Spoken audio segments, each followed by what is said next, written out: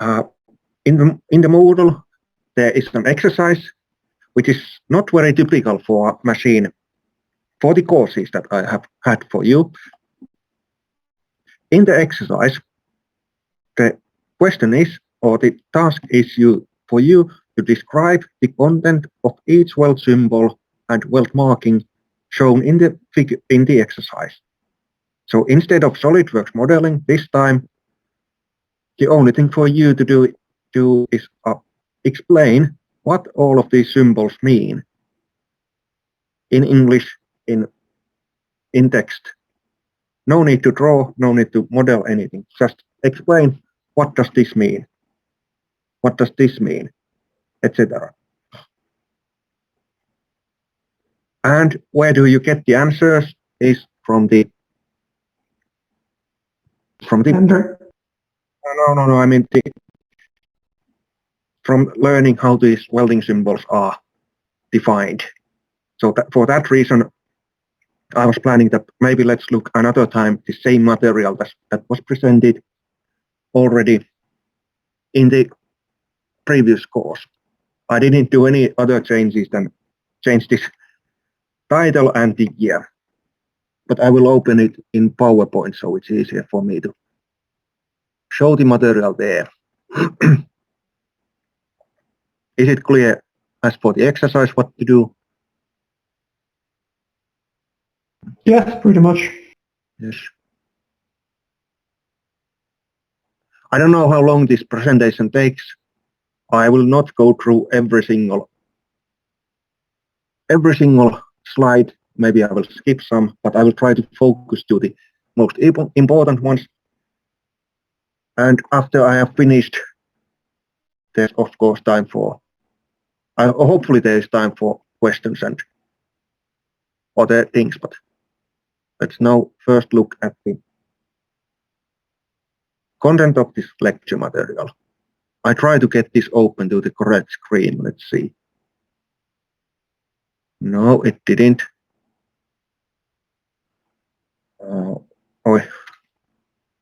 Let me do something here.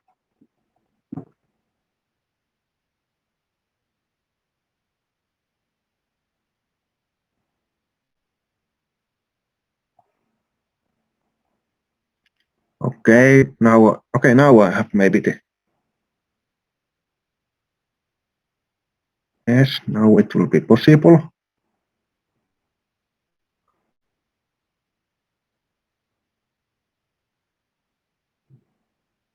Yes, now I should share the correct screen. So welding is a type of machine joint. Welds are generally used when a fixed joint is desired between two different metal parts in machine engineering. How these welds are indicated in machine drawings, we use these so-called welding symbols or weld symbols or weld markings. But anyway, you have to use this commonly agreed method of how to display the welds. Here are a couple of terms related to the overall weld geometry. Firstly, the groove, which is the place where the weld is placed. And the groove, of course, have different details, and their names are given in that figure.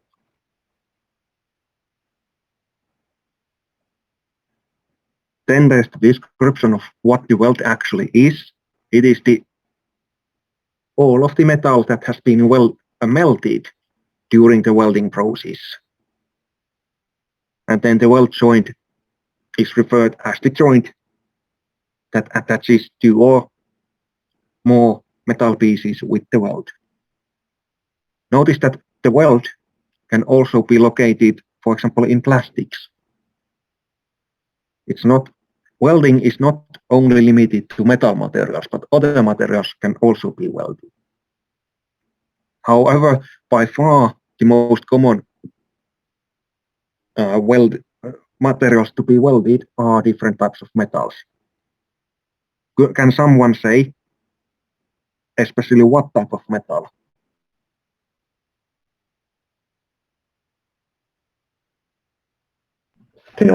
Steels is correct. A drawing of welds as the weld geometries, that is quite rare. Only in some special applications where it is desirable that you need to display how the weld will actually look, there you can draw the outline of the weld with a solid black line, as shown in the figure. Why is it here a different color? Is just to highlight that this represents the weld. In reality, it should be black also, but here, for the sake of this presentation, it is drawn with a different color. That represents the outer shape of the weld. Remember that if a weld is cut and the weld is drawn, it must be filled. The area of the weld is represented with this blackened area here. This represents the weld. But once again, it would be completely fine to just annotate the weld by this symbol here. The cross-section of the weld is rarely drawn.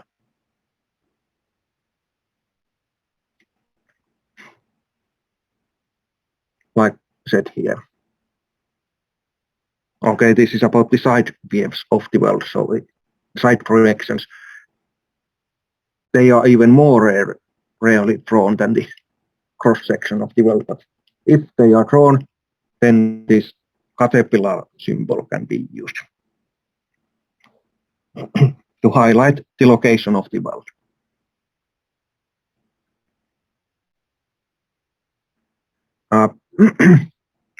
As you might remember, the weld should be drawn only if there is a very special reason to draw them. Usually, the special reason is that the weld symbol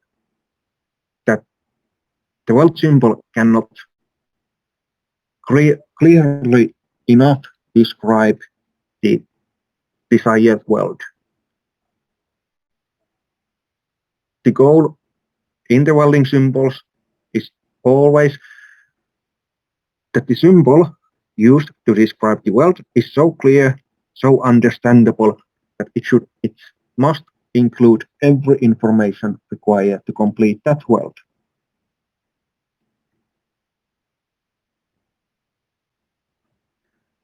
What this welding symbol includes is that it always must include this so-called arrow line and the reference line. So this is the arrow line and this reference line here. And of course the elementary symbol. What does this arrow line and reference line, what do they tell?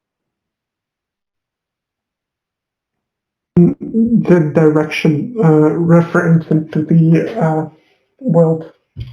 So whether we weld on top of the line to where the arrow points. Somehow. So in other words, the arrow line and the reference line are used to describe the location of the weld. And vice versa, what is this elementary symbol used for? What does that represent? A type of connection, like So in other words, edges of two parts. Cross-section of the weld. So those are at least required always when defining a welding symbol. The welding symbol can be detailed to include so-called supplementary symbols, which are this line here and this line over there, also with this symbol. Then the dimensions of the weld, they are considered additional information. This is a dimension here. This is another dimension here.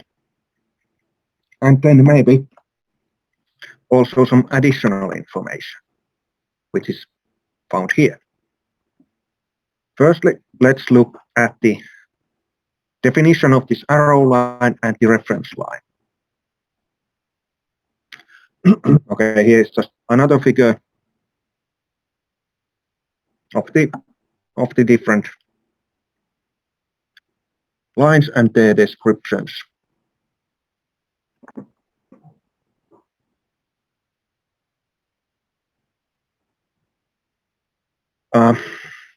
If I remember correctly, there should be, sorry, let's first look at the elementary symbols.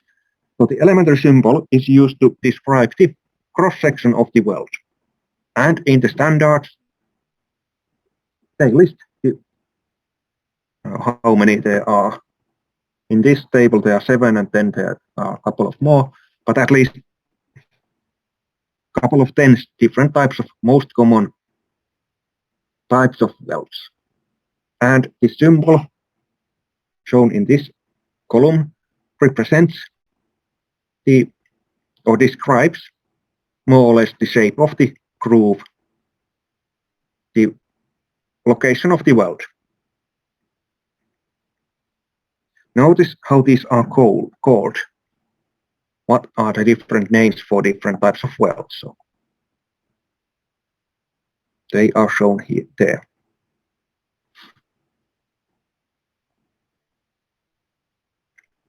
Then if you weld on two sides, well, first weld on this side, then weld on the other side, then you can create different types of weld symbols like shown there, or you can combine different welds with multiple symbols, but those are called combined elementary symbols.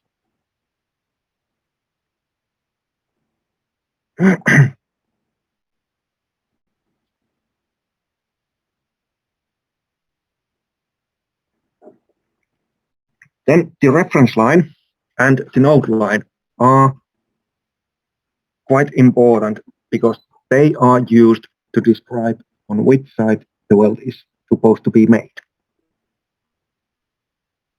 The general rule, however, in when drawing these welding symbols is that they should be always parallel to the bottom of the drawing,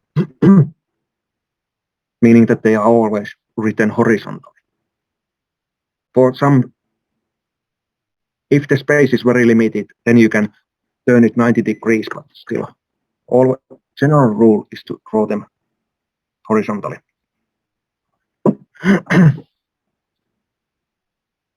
Another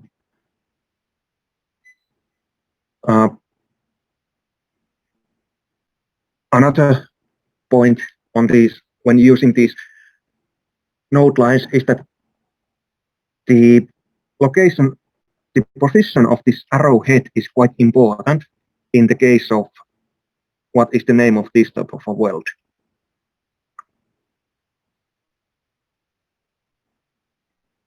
The official name. Butt weld? Yes, but look at the cross-section.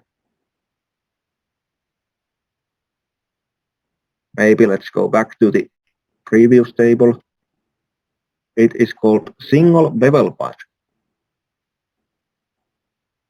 because it's shaped like that, so it's called single bevel butt. So in that case, it is quite important to know on which parts, either this upper part or the lower part, should be the chamfer or the bevel. And that is indicated here by pointing this arrowhead to the part which has the bevel or the chamfer. If this arrowhead would be pointing upwards, then it would mean that, maybe if I can draw here, then it would mean that this should be chamfered and welded. This should be straight, this plate. If the symbol would be like this. So it makes a difference which side this arrowhead is pointing in the case of not symmetric welds.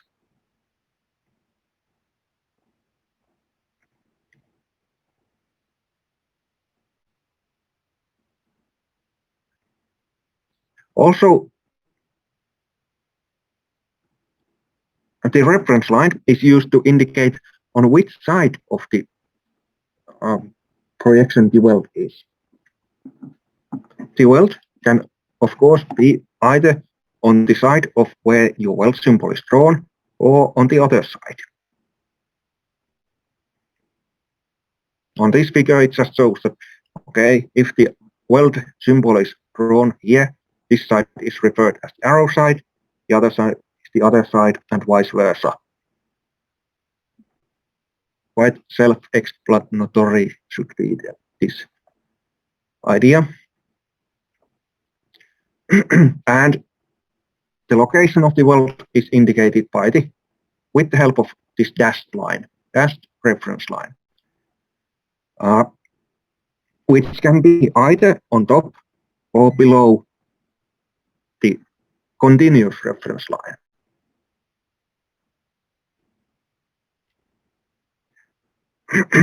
The general rule for this one is that if the elementary symbol is on the side of the continuous line, the weld will be on the arrow side. And similarly, if the elementary symbol is on the side of the dashed line, the weld is on the opposite side.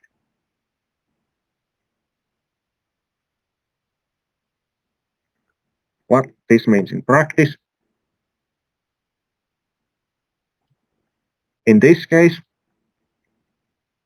the weld elementary symbol is on the side of the continuous, on top of the continuous reference line, meaning that the weld must be made from this side, like here. But this marking here has completely the same effect. What is the difference between these two?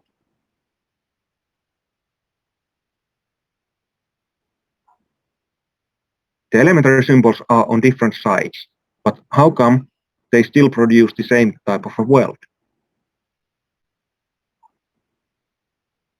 Well, because reference line is on the opposite sides of the symbol in both cases. And this symbol itself on the other side too. Yes, but more importantly, the dashed line is drawn here on top of the continuous line. The location of the dashed line basically indicates on which side you should weld. I just confused the reference line with dash line. Yeah. Okay. I would suggest that please only use this first option, because then it's much easier for you to figure out on which side the weld is going to be made, and also this is the preferred way, that don't mix the two systems. Even though it's possible, I would say that always draw the continuous line over the dashed line, because then if you want to indicate a weld that is on the opposite side, it is enough just to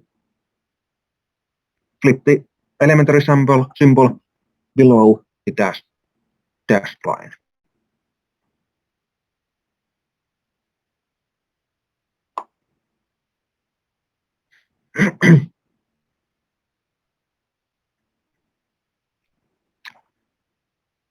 If the welds are symmetrical around the cross-section, of course the dashed reference line can be neglected. It's not required if the welds are completely symmetrical.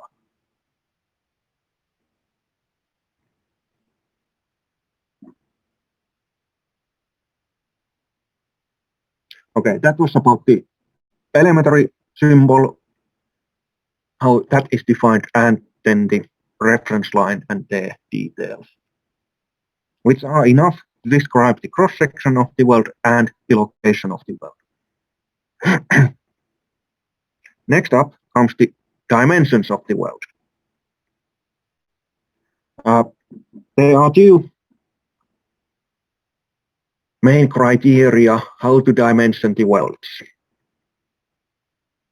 The dimensions of the welds are always based to the manufacturing, what is possible, what can be done, and of course to the strength of the required joint.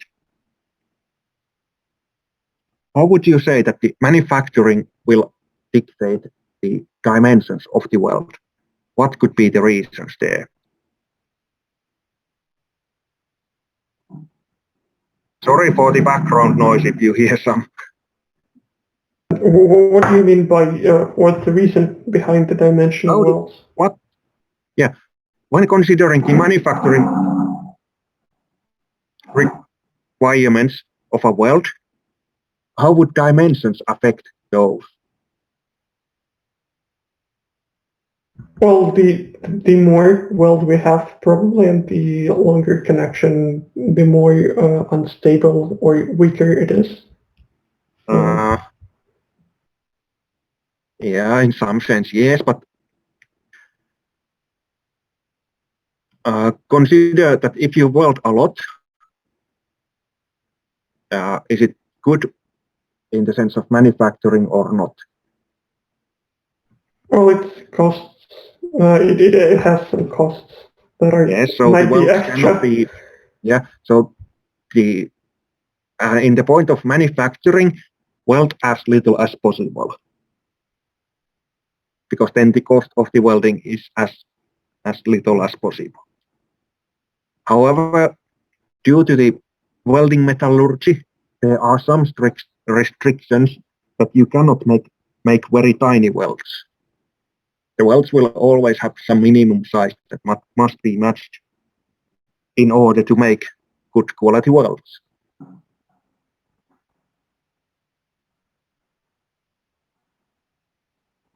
I don't know why they are making so terrible noise.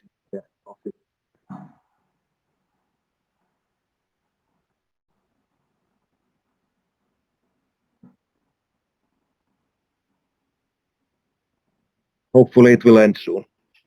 How about the strength? What could be the limiting, what could be the defining factors when considering the strength of the weld? Well, distance between connection, the length of connection, the material of the, no, like filler material. Yes. And correct. Also maybe deformed structure of the parent material. Correct. And how strong should the weld be?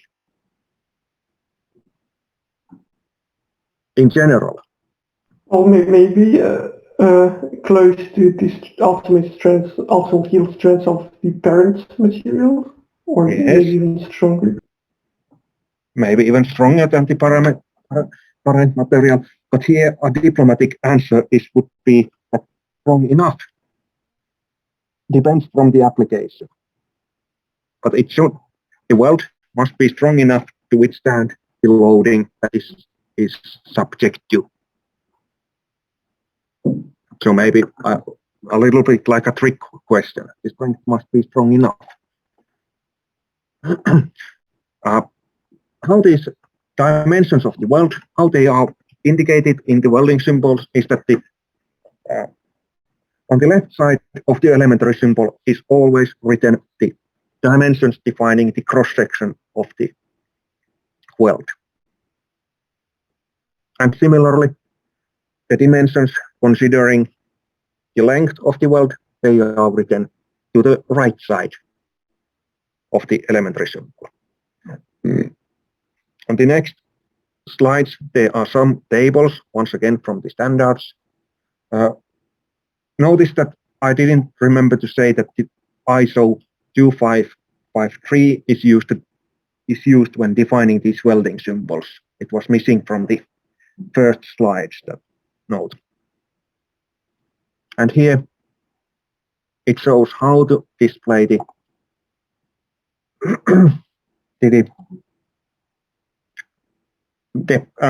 cross-section thick dimension of the weld. If we consider, let me draw here,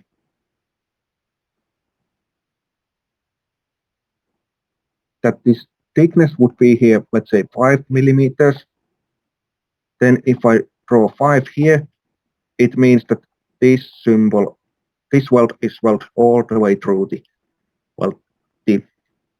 material thickness there. Notice this note number 3 here. That if there is no dimension on the left side, so here, it means that the weld will have a full penetration. And similarly, the note number 4, if there are no dimensions here on the right side of the elementary symbol, it means that it will be welded continuously, as long as the groove is.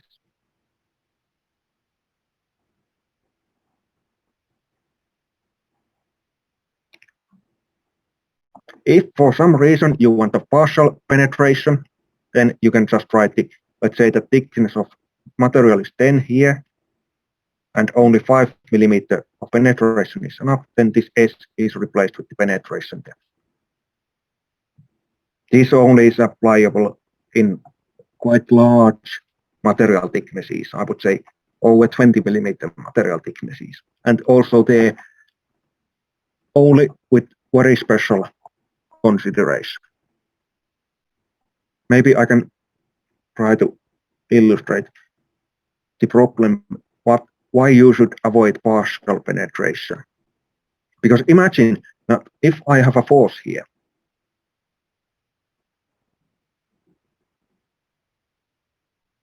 that is pulling these plates apart from each other, which one of the cases is better? This one, full penetration, or partial?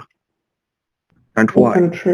Full penetration is better because it's more consistent and maybe supports better force flow. Why does it provide better force flow? What's the reason? It's uniform, heterogeneous. Yes. What does the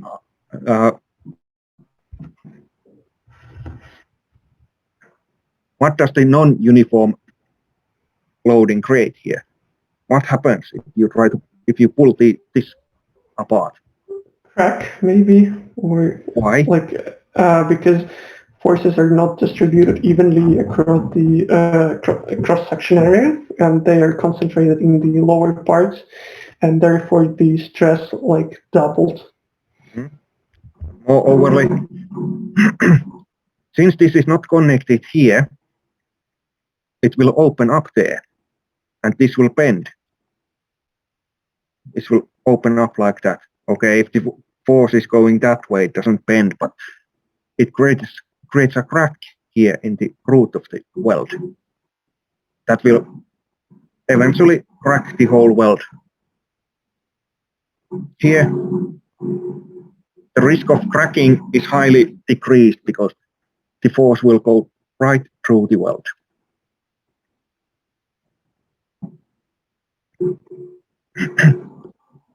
If you want to create an intermittent weld, a weld that is not continuous, then you can use this type of a dimensioning. Tell the number of the weld elements, 1, 2, 3, so 3 times the length of individual weld, let's say 50 millimeters.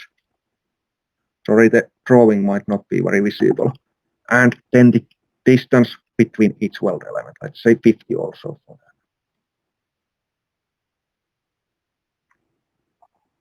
If you want to do a chain intermittent, meaning on both sides at the same location, then just add it on the below the reference line. And finally, this staggered, where the welds are placed a little bit off center, you need to add this staggered symbol here.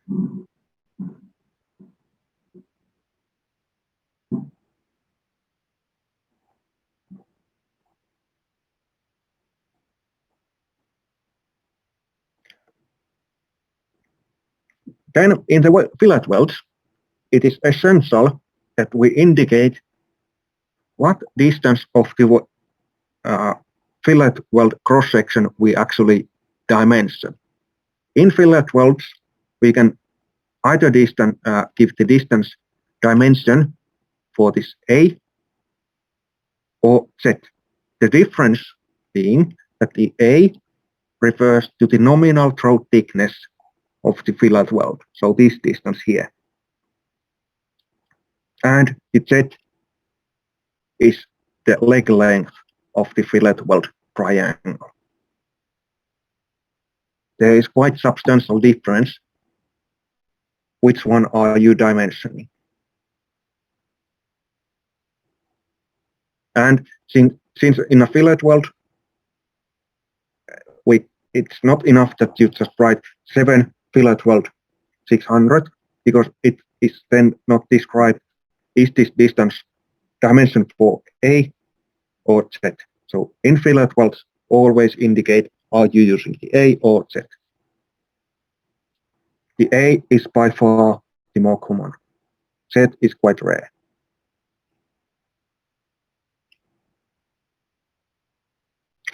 It is generally agreed that A should be at least 3 or larger in 1 millimeter increments. A1, A2, those should not be used because they are physically impossible to make.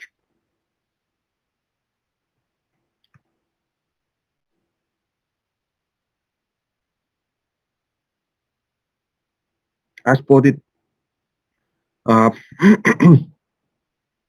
dimension of the welds, the same rules apply as shown before. For intermittent, for chain intermittent, for staggered intermittent, all the same rules apply.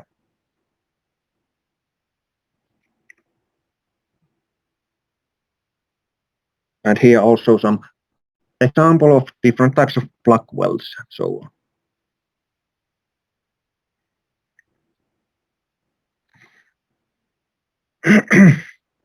The welds can be dimensioned as any other feature or element in a machine, similarly to a hole or to a threaded hole or any other feature of a part. The welds can be regarded in the similar way. We can tell the exact type of the feature and the location of it. Notice that it is generally agreed that the weld will always start from the arrow line, from the location where the arrow points. So if you add a dimension to here, it means that the weld starts at this point and then continues with these definitions.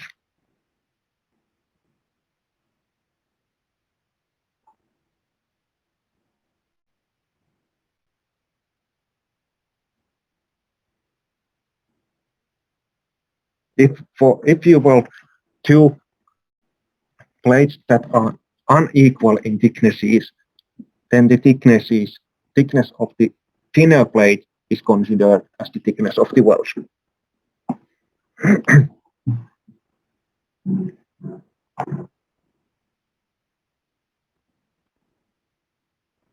Welds, same weld symbol can be used for many different locations, but here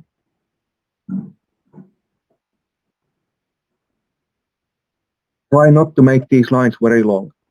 If the welds are located quite near to each other, then you can use this type of annotation. But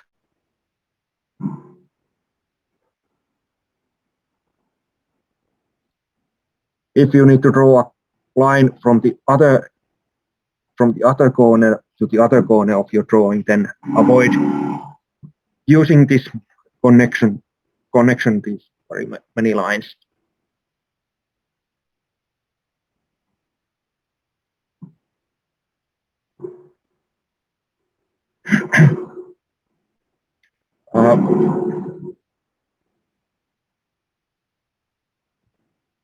In some cases, you might want to combine many welds to the same groove as different operations. Then the weld symbol could look something like this. First, we make a root weld, root pass. Then we make a single bevel butt weld, and finally we complete a fillet weld.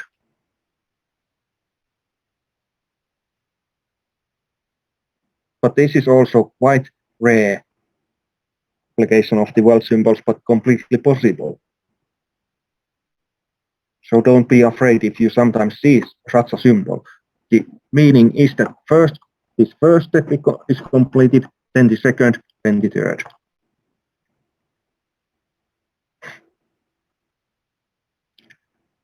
Finally, the supplementary symbols, which either describe the surface finish of the weld. If it has this straight line, it means that the surface of the weld must be flat. If it's convex, it means that the surface can be convex or concave, meaning concaved welding. Those blended smoothly means the weld toes, that they must be smooth. I can try to draw a figure there, what that means in practice. So let's imagine that this is our plate number 1. This is plate 2. Then let's make a fillet weld. This is our weld.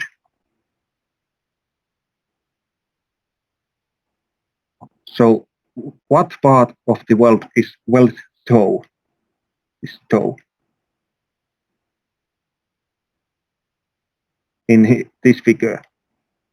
What part of the weld what? Is toe. T-O-A-E. Maybe the outside edge, the diagonal edge. I don't know. It's the weld toes are these parts here, where the arrows point. The tips of the weld. Where the weld meets the parent material, that is considered as the weld toe. And what it means that it must be blended smoothly is that there should not be any sharp point here, rather than it should be like this fillet, smooth transition from the weld to the parent material. Something like that. Have you had any courses in machine elements or something like that? Yeah, we currently have one. Have you had any discussion about why this is important factor? To make them round, what's the difficulty in any sharp location? Sharp location are always concentration of stress, and they should be avoided, therefore. Correct. And this location here is excellent start point of any crack in welded structures. Typically, if a welded structure fails, the fail location is here, where the weld meets the parent material. Very rarely, if the weld is properly made, so that there are no weld defects, the weld will not crack from here. If the weld will fail for mechanical loading, for fatiguing loading, it will happen here at the toe of the weld. There are quite advanced studies here at LUT this area, this weld toe area, is one of the key points of mechanical engineering study research in LUT University. They are quite advanced in the modeling of what happens here in this area. They have even developed some advanced methods how to define the stresses on that area, which are widely used all around the world. Okay, that was about that.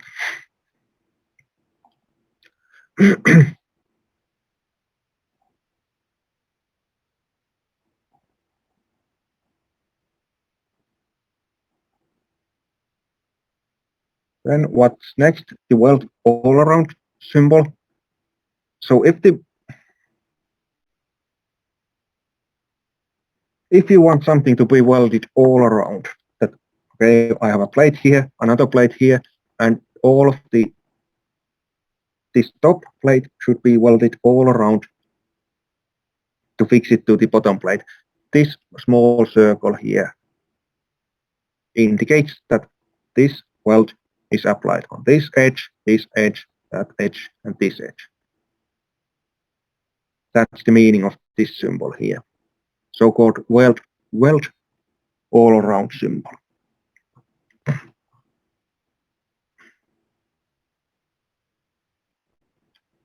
A couple of points about using this weld all-around symbol is that, of course, if the weld doesn't start at and end at the same point, the symbol shall not be used. If the weld type is not the same throughout the weld, it shall not be used. Or if the weld cross-section is not the same for the whole weld, then you cannot use this symbol.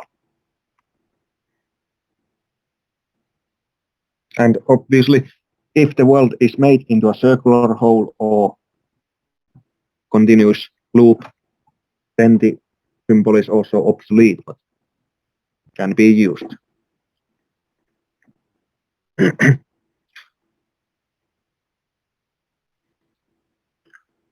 In practice, however, especially the weld type is not the same throughout the weld.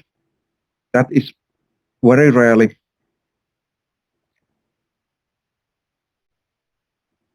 obeyed, or it is commonly a rule that is not followed. Because if we imagine that we have two square tubes that we want to join to each other with a fillet weld, if the dimensions are, for example, as the following: 40 is the smaller tube and the 50 for the bigger tube, then this fillet weld of 4 mm throat thickness will work just fine. Because you can make a fillet weld that follows completely this smaller tube. But if these tubes are similar in size, both are 50, you can only make fillet welds on top and the bottom. On the sides, it's not a fillet weld anymore, it's a butt weld. So if we follow the rule presented here, the weld type is not the same throughout the weld, we should use at least 4 weld symbols to describe one weld. But I would say that it's completely fine to do the following marking here. Just add the circle here and neglect these, even though it doesn't follow this rule. But in practice, this is the way it's done. But notice that if you follow the standard as it's told in the standard, you should not use this kind of a marking in this application.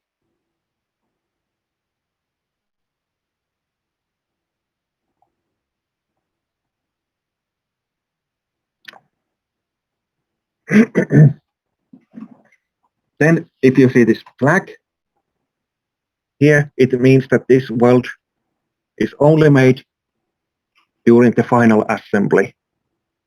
For example, assembling a larger machine, then as it is placed to the correct location, then this is made.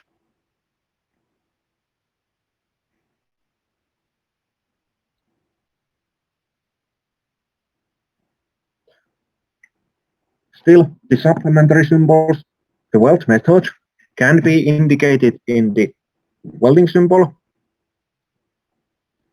by writing the numerical code of the welding process to here, to the area that is reserved for any supplementary symbols.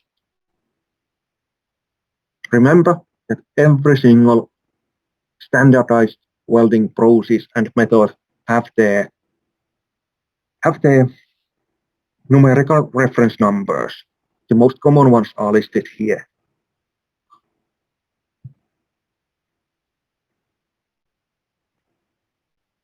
Similarly, the weld classes, they can be indicated in the in the tail section of this welding symbol.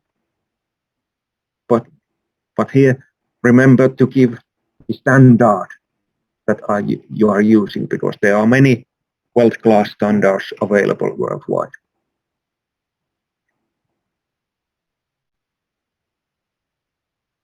Similarly, the welding position can be defined in the welding symbol. And finally, the weld additional supplementary information can be quite detailed.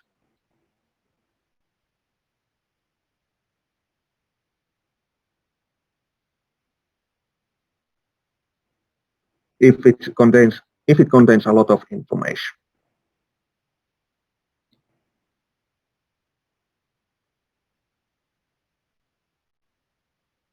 Or in the tail section, you can see the following annotation. They can refer to a welding procedure specification. What does the welding procedure specification, WPS, what does it describe? What does it tell?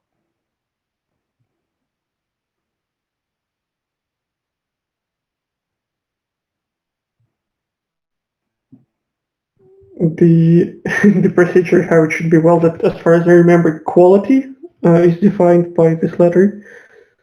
Yes. Okay, yeah. So the content of the welding procedure specification, it must contain all the essential information required to complete the weld. So in other words, it must contain the parent material, the chemical composition, filler material, welding parameters, welding procedure, etc. All the information needed for the weld to be completed. In that case, if you refer to a WPS, you do not need any additional information here, any weld symbol whatsoever, because all the information is told here on the welding procedure specification.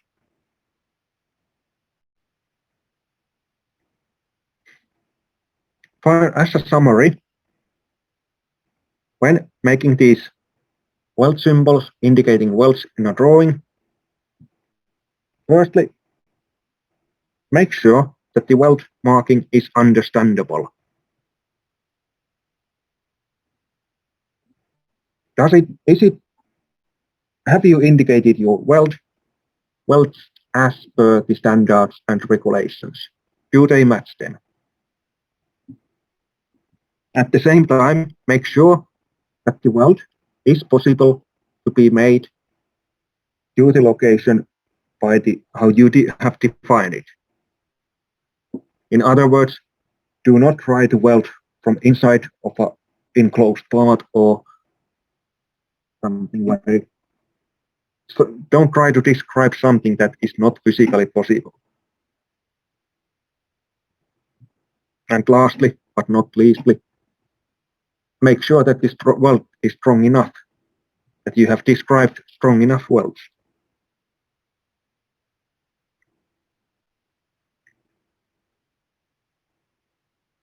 In the final slides, they are just as a reminder how to put the weld symbols in SolidWorks, either in drawings or in the models. Notice that in SolidWorks model annotations, they can be, or they are usually pretty much funny looking. They are not enough. They are placed how they will be placed. Any questions regarding the welding symbols? No, not really. Okay, how about the others? It's clear for me. Thank you. Okay. Does anyone have any questions regarding any of the exercises that you would need help with?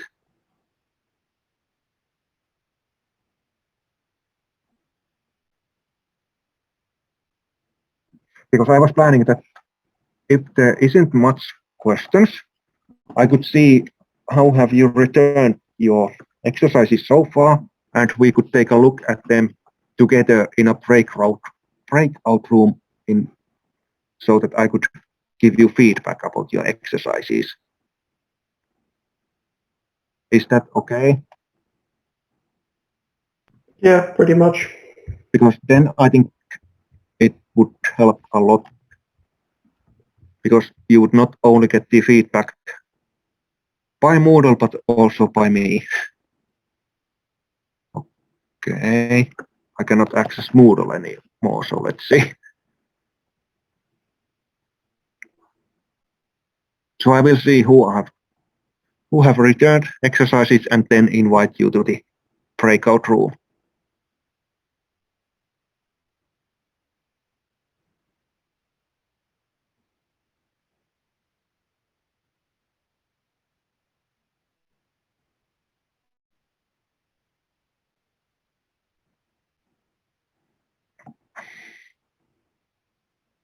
So let's see.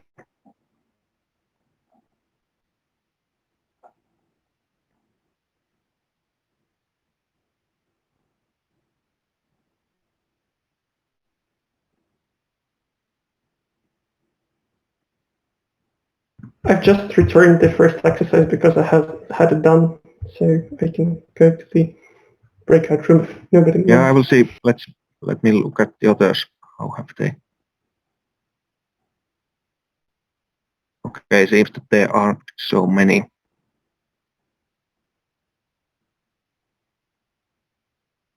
Okay, it's you and Kang. I don't know.